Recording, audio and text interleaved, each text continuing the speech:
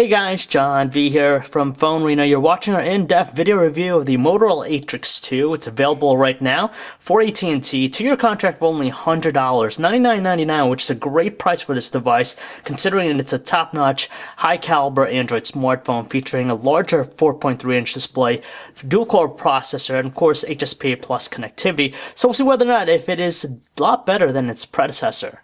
Seeing that the ATRIX 2 features a larger 4.3-inch display versus predecessor, its overall size is slightly increased, but not really bulky compared to its predecessor. Overall, the design is pretty conventional, nothing really drastic about it. It utilizes a lot of plastics with its construction, a nice gunmetal-like bezel around it, gives it a nice look, and it's complemented with the soft touch rear cover, which gives it a good clean look all the time, and it's a good amount of weight and balance to it, and overall, it's a decent-looking handset. The Motorola ATRIX 2 maintains the same QHD resolution as its predecessor, which is 540 by 960 pixels, but this time around it's a larger panel at 4.3 inches.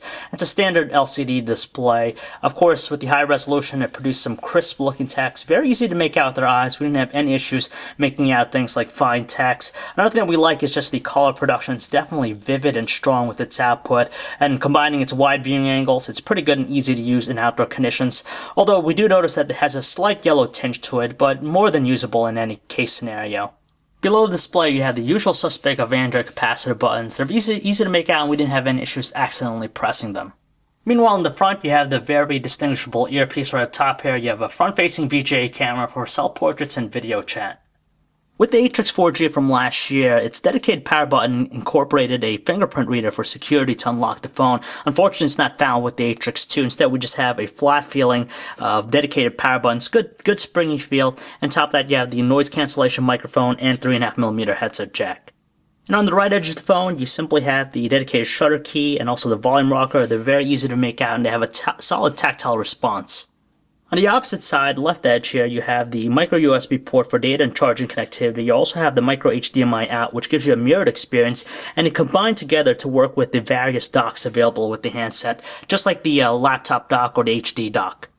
Finally, in the rear, we have the upgraded 8-megapixel autofocus camera, single LED flash, and has the ability to shoot 1080p videos. At the bottom here, you have the notch here for the speakerphone. Removing the back cover is very easy. You just gotta slide off just like that, and you gain access to its battery, the micro SD card slot. There's an 8GB card preloaded, and a SIM card slot's behind the battery.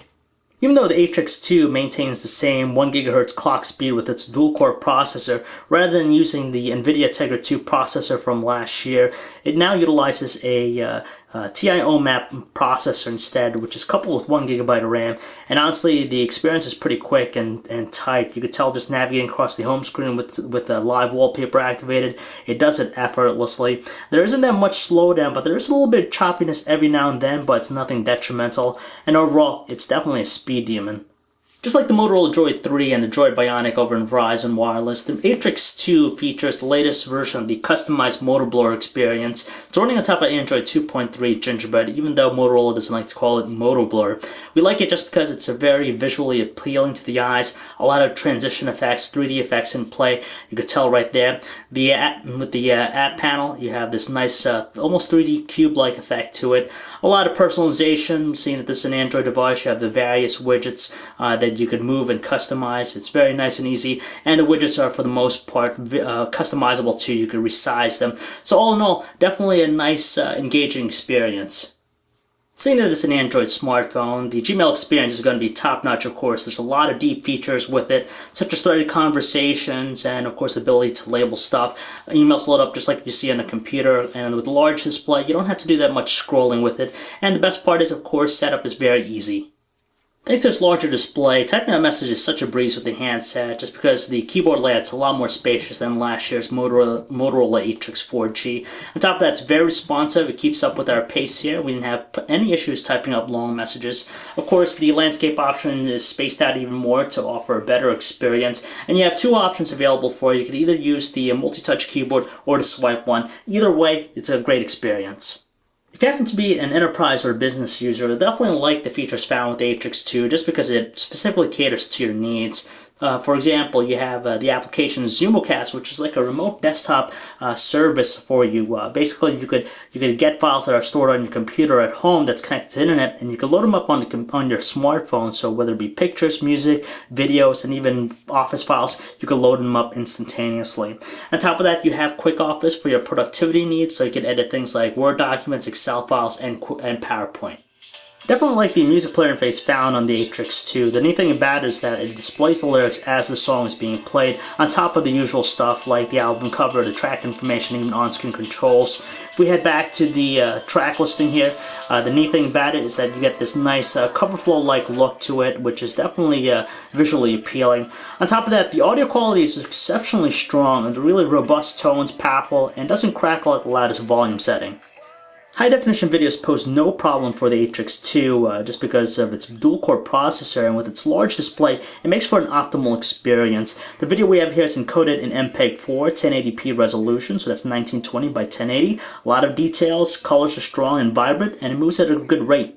Last year, we weren't all that impressed with the Motorola ATRIX 4G's so-called 4G speed, just because it was very similar to 3G speeds. But this time around, we do see improvement. We generally see a download speed of 3.5 megabits per second, while the upload's at 1.5 megabits per second.